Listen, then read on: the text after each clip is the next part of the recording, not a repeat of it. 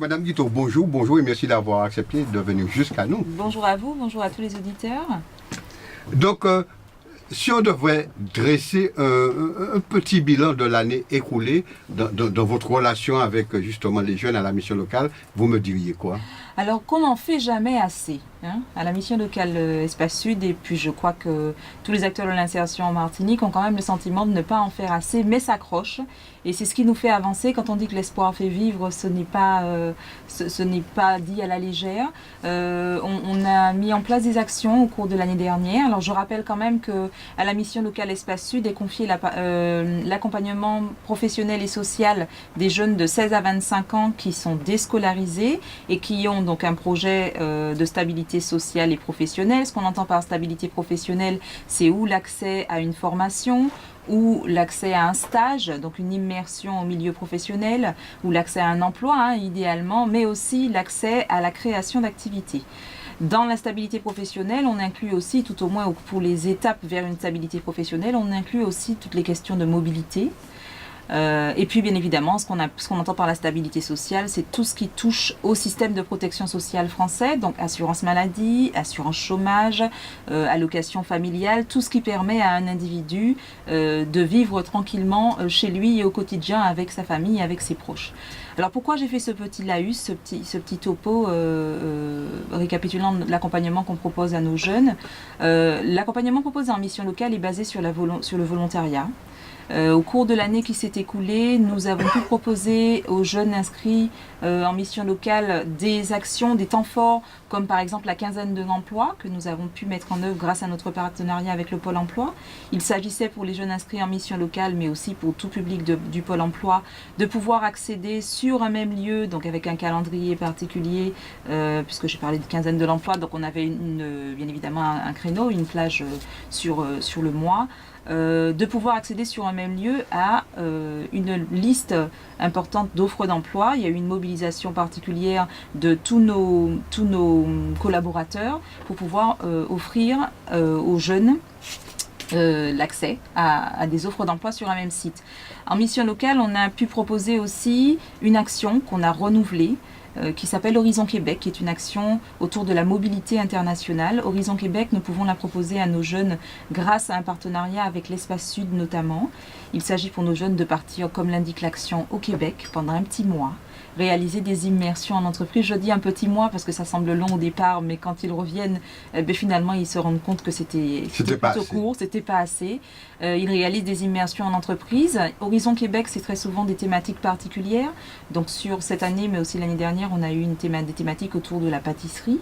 Donc il s'agit de positionner certes des jeunes qui ont un projet en rapport avec la pâtisserie ou la cuisine, mais aussi de permettre à des jeunes qui n'ont pas encore déterminé leur projet, élaboré leur projet professionnel, de réaliser des immersions, de découvrir un métier au travers d'une expérience à l'international. Vous entendez bien, 2017 a été une année positive. Oui, une année très positive. Et d'ailleurs, je le disais, on a d'ailleurs une action sur les métiers de la restauration qui s'appelle Au Resto.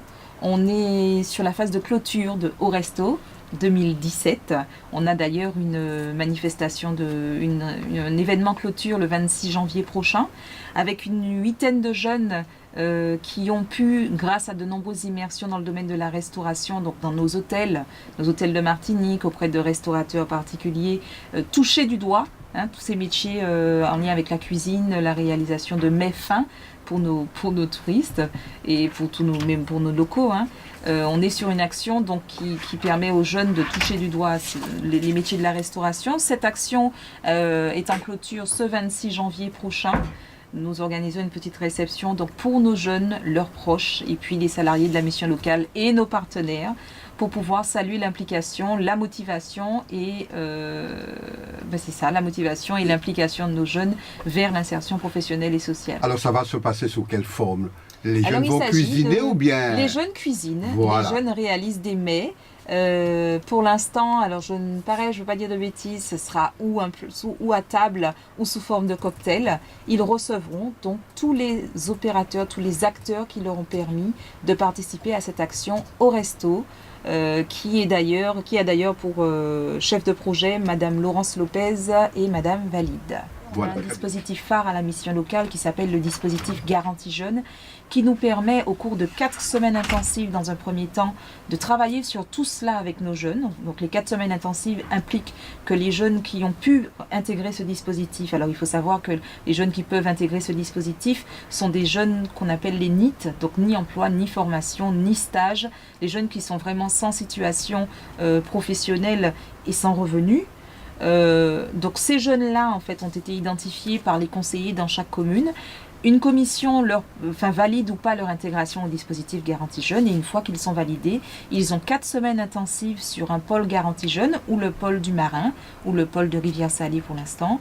Et puis au cours des 4 semaines, ils sont accompagnés avec des conseillers référents, et on a aussi des partenaires, la CGSS ou des prestataires qui viennent nous aider à faire de ces jeunes les guerriers de la jungle de l'emploi et de la formation. Donc pendant 4 semaines, ils sont là de 8h à 16h tous les jours à la mission locale pour travailler sur les comportements professionnels, sur les outils permettant l'accès à l'emploi, le CV, la lettre de motivation, la simulation d'entretien d'embauche. Avant cela, on aura travaillé aussi sur le ciblage entreprise en fonction du projet professionnel du jeune. Au cours de ces 4 semaines-là, le jeune travaille sur cela.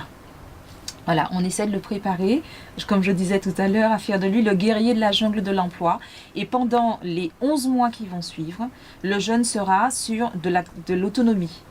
De l'autonomie, il faut savoir que bien évidemment les conseillers Garantie Jeunes sont là pour les accompagner. De l'autonomie, ça veut dire que vous les lâchez. C'est-à-dire qu'on les laisse. On les laisse. Ces jeunes rentrent le dispositif Garantie Jeunes implique un accompagnement de 12 mois, comme j'expliquais, 4 semaines intensives, 11 mois et 11 mois d'autonomie. Pendant les 12 mois, le jeune bénéficie d'une indemnisation entre 400 et 500 euros. Donc il a des obligations, il a des droits. Qui sont ? Les obligations sont de réaliser une recherche d'activité. Donc, à ce qu'on entend par activité, c'est ou des immersions en entreprise par le biais du dispositif PMSMP. On adore les sigles chez nous. Période de mise en situation professionnelle, d'accord ? Ou alors par l'accès d'emploi, CDD ou CDI, mais aussi de formation diplômante. Voilà. D'accord ? Donc, ils ont un minimum de 80 jours d'activité à réaliser absolument, ce qui correspond à peu près à 4 mois à temps plein, enfin environ 610 heures, parce que c'est en fonction des horaires qu'on vérifie qu'ils ont honoré leurs obligations. Et puis, l'accompagnement intensif en garantie jeune est mis en œuvre avec, quoi qu'il en soit, le soutien des conseillers dédiés à l'accompagnement garantie jeune. Donc oui, nous travaillons sur ce qui implique le bon comportement professionnel et puis l'attitude sociale adéquate. Alors, dites-moi donc, quels sont les grands moments de l'année 2018 que vous allez mettre en place pour ces jeunes? Quelles sont les grandes manifestations, les grandes choses? Oui, alors nos grands moments, pour chaque année, sont trimestriels, très souvent. Comme je disais tout à l'heure, notre chef de projet m'a spécifié de ne pas pour l'instant trop m'avancer sur nos projets. Absolument. Puisque notre premier trimestre est une période de validation. Tout à fait. Par nos cadres. Mais je dirais que nos moments forts sont trimestriels sur des thématiques habituelles, donc emploi, formation. Je peux vous dire par exemple que nous travaillons ardemment à un temps fort au mois de juin sur les questions de l'emploi. L'emploi en contrat d'apprentissage ou l'emploi en statut de salarié, je dirais à temps plein, statut de droit commun. Donc nous avons un temps fort sur l'emploi et aussi sur la formation qui devrait se mettre en place autour du mois de juin.